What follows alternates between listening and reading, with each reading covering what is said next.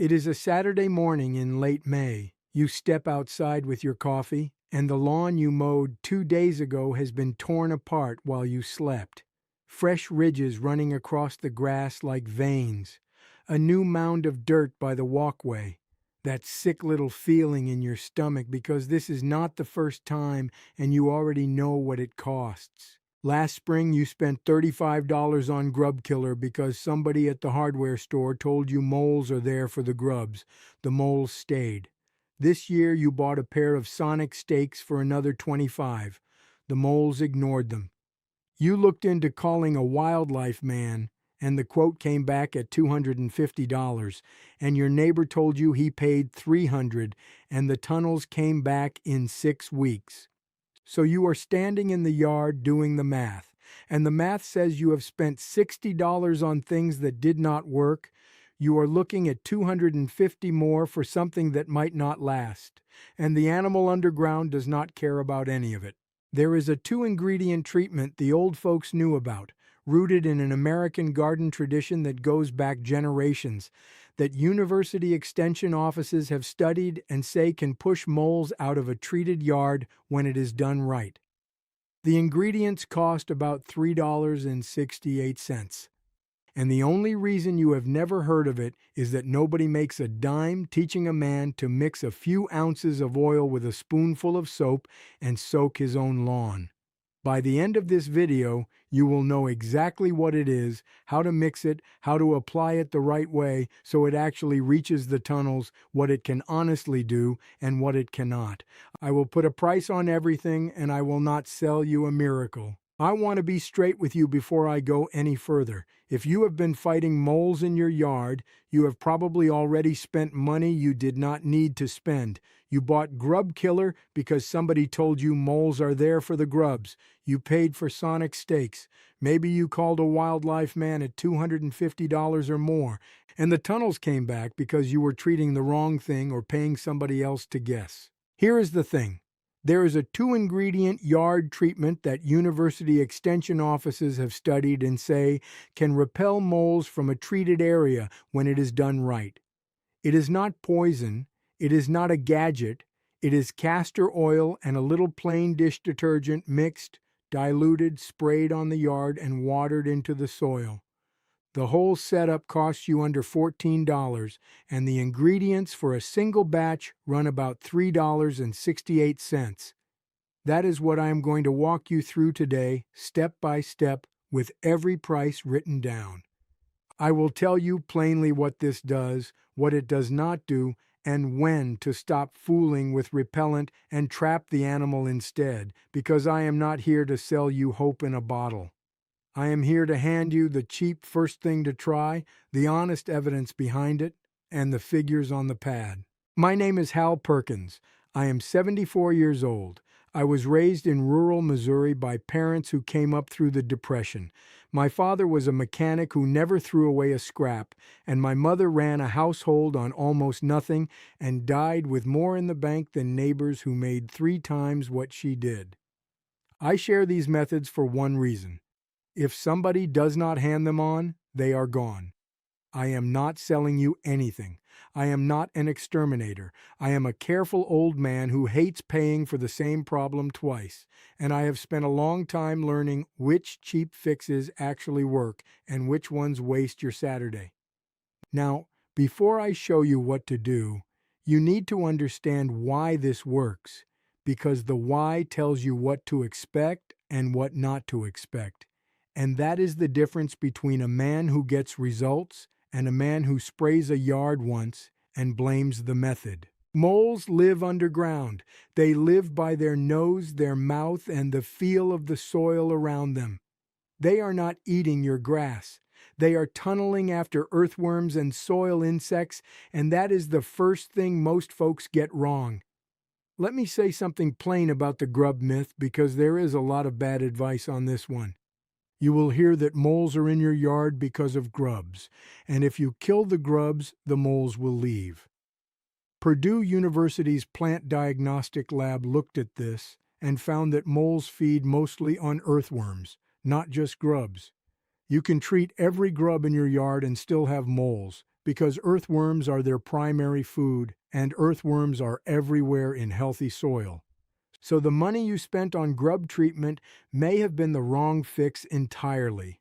Write that down, because it saves you the cost of another bag of grub killer right there, anywhere from $20 to $40 a season. Now, a castor oil repellent does not kill moles. It does not poison them. What it does, when it is watered into the soil properly, is make the treated tunnel zone unpleasant enough that the moles reduce their activity there or move to a more comfortable spot. University of Nebraska calls it a repellent with minor effectiveness. University of Missouri says it may prevent or reduce damage under certain circumstances. UC Davis says there is some efficacy for eastern moles. The honest word is displacement. You are making your yard the least comfortable option, not setting a death trap. That is the expectation I want you to carry through the rest of this, because it changes how you apply it and how you judge whether it is working. If you have been looking for more of the old ways that keep money in your pocket and actually work, subscribe to this channel. I put one of these out regularly, each one the same idea. The cheap thing that does the job, the honest math, and the plain truth about what it can and cannot do. That is all I will say about that. Let me get back to teaching. Here is the fix, and I want you to follow this exactly, because most folks who try castor oil on moles do it wrong and then say it does not work. They spray the surface of the grass lightly, they do not water it in, and they wonder why the moles underneath never noticed.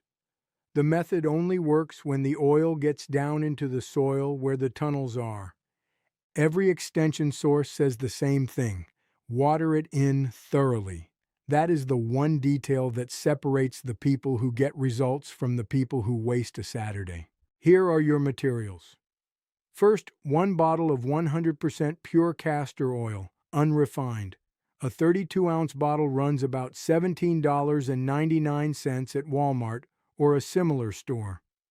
That bottle will last you multiple treatments across the whole season, so you are buying it once. Second, a bottle of plain liquid dish detergent.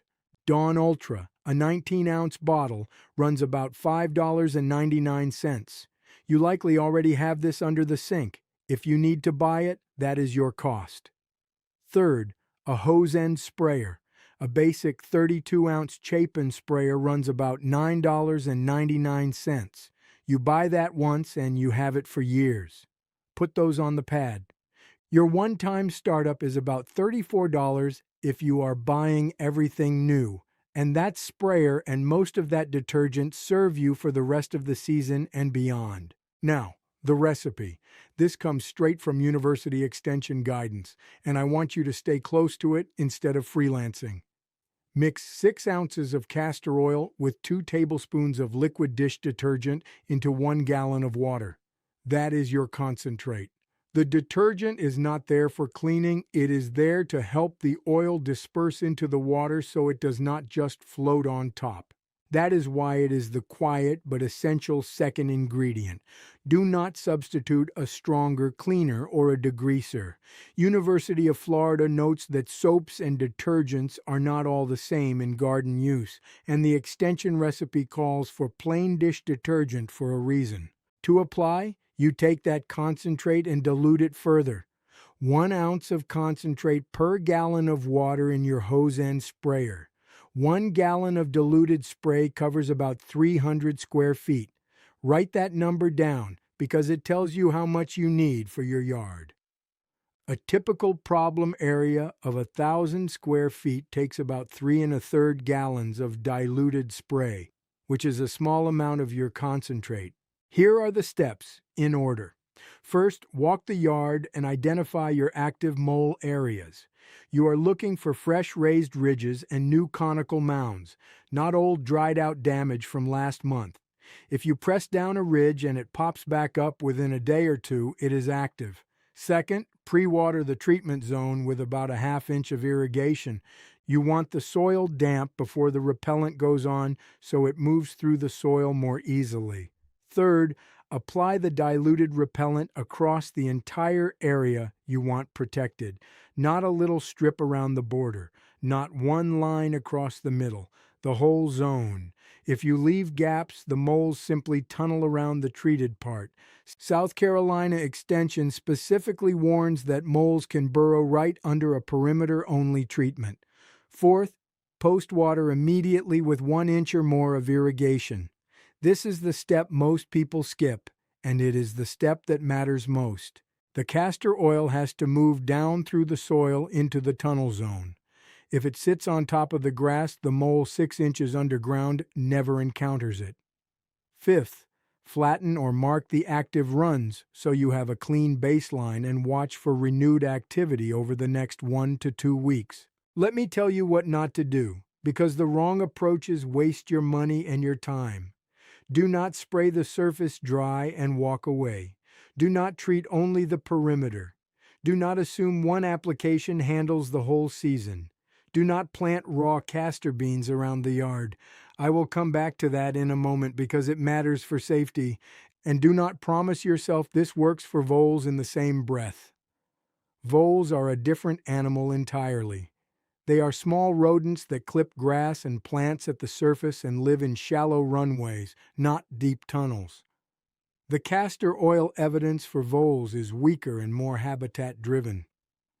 Clemson and Colorado State say vole management is about reducing dense ground cover, keeping mulch shallow, and trapping where needed. If you have voles, that is a different conversation. Now, let me give you the honest history behind this because you are not learning a brand new internet trick. The Library of Congress has a record of castor bean plants being used for controlling mole infestation. Castor beans were called mole beans in the old American garden tradition. Folks planted them around the yard to drive moles away. That is a real, documented piece of old garden knowledge. The modern bridge is this. The old folk method used the plant, but the castor bean plant and its seeds are poisonous, and planting them in a yard where children or dogs play is not something I would ever tell you to do.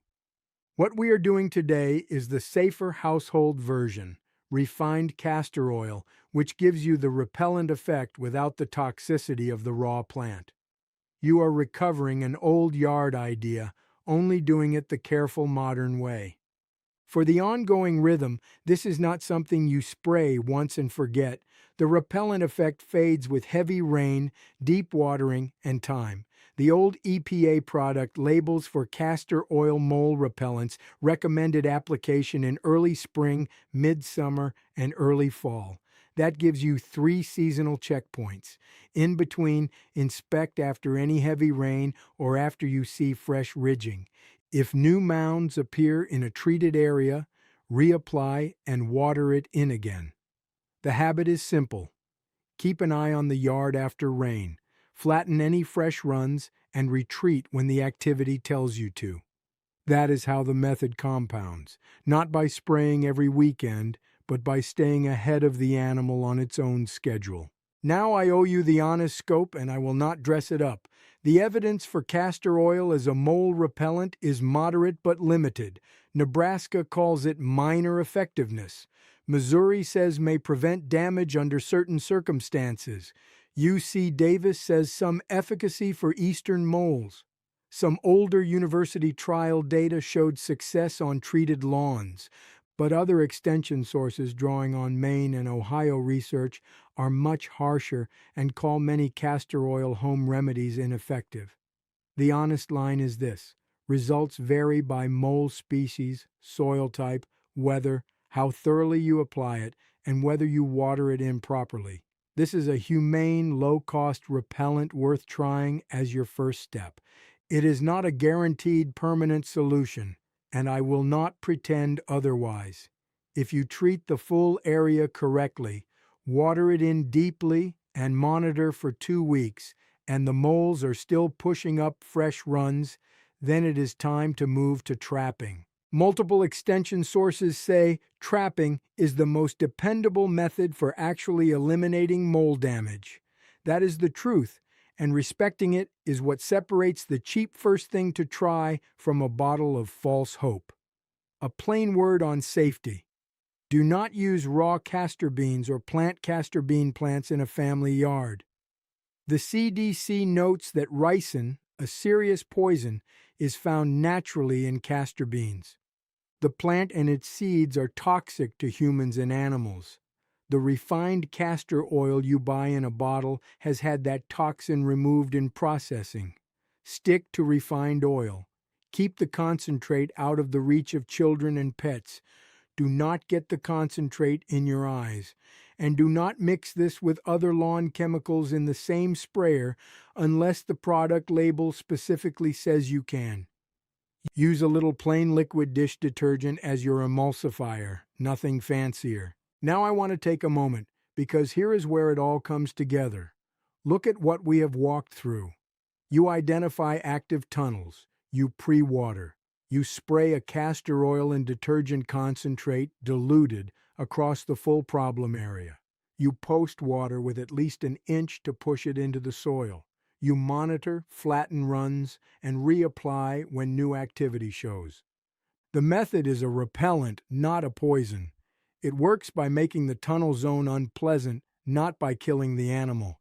And it is strongest when the whole area is treated and soaked in, not when a little strip gets a light misting. The honest math is plain.